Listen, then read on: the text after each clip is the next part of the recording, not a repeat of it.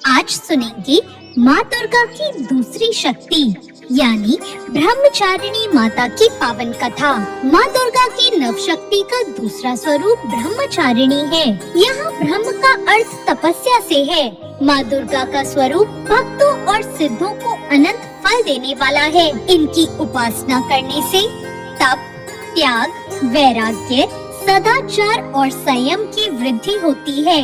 ब्रह्मचारिणी का अर्थ है तप की चारिणी यानी तप का आचरण करने वाली। देवी का यह स्वरूप पूर्ण ज्योतिर्मय और अत्यंत भव्य है।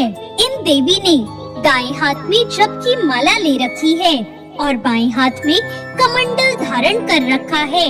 पूर्व जन्म में इन्हीं देवी ने हिमालय के घर पुत्री के रूप में जन्म लिया था और नारद जी के उपदेश से इन्होंने भगवान शंकर को पति के रूप में प्राप्त करने के लिए बहुत ही घोर तपस्या की थी। इसी कठोर तपस्या के कारण इन्हें तपचारिणी यानी ब्रह्मचारिणी नाम से भी जाना जाता है। 1000 वर्ष तक इन्होंने केवल फल फूल ही खाए और शाक पर निर्वाह किया और बहुत से कठिन उपवास रखे। खुले आकाश के नीचे वर्षा और धूप के घोर कष्ट भी सहे। 3000 वर्षों तक टूटे बेलपत्र खाए और भगवान शंकर की आराधना करती रही। इसके बाद तो उन्होंने सूखे बेलपत्रों को खाना भी छोड़ दिया और फिर कई हजार वर्षों तक निर्जल और निराहार रहकर तपस्या की। कठिन तपस्या के कारण देवी का शरीर एकदम क्षीण हो गया।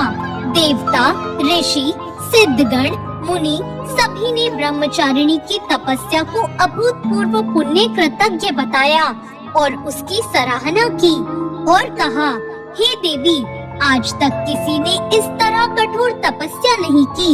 यह तो बस आपसे ही संभव हो पाया है। आपकी मनोकामना परिपूर्ण होगी और भगवान चंद्रमौली शिव जी आपको पति के रूप में प्राप्त होंगे। अब आप तपस्या करके घर लौट जाओ। जल्द ही आपके पिता के यहाँ बुलावा आएगा।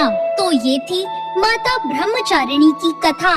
इन देवी की कथा का सार ये है कि जीवन के कठिन संघर्षों में भी हमें मन को विचलित नहीं होने देना चाहिए। माँ ब्रह्मचारिणी देवी की कृपा से सर्व सिद्धि प्राप्त होती है। दुर्गा पूजा के दूसरे दिन देवी के इसी स्वरूप की उपासना की जाती है। माता ब्रह्मचारिणी के पूजन से पहले स्नान करके शुद्ध हो जाएं, फिर माता की प्रतिमा रखें या तस्वीर लगाएं। पूजा करते हुए शुद्ध मन से माता के नाम का स्मरण करते रहें।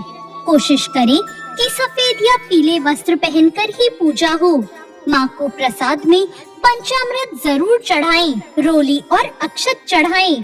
अरुहल या कमल का फूल भी अर्पित करें। दूध से बने अन्य प्रसाद भी माँ को अर्पित कर सकते हैं और फिर कपूर से माता की आरती करें।